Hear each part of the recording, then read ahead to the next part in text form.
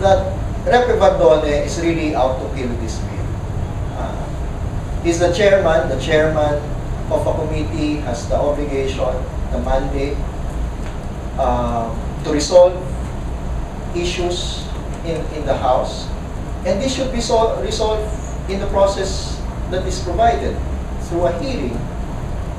And in fact, if you would look at all of the position papers, there is no position paper that opposed the passage of the FOI law.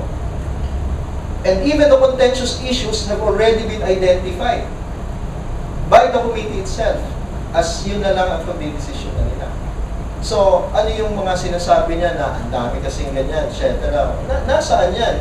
At saka bakit yan ang namamayani ngayon na consideration when the venue and the process for putting out all of these positions is through the committee hearing, through your position papers, etc., as all the other stakeholders did, whether from government or for Congress itself. So, yun. And I think on Monday we will have a press conference in the House at 1 o'clock, and that is where we will give our full position on and full response.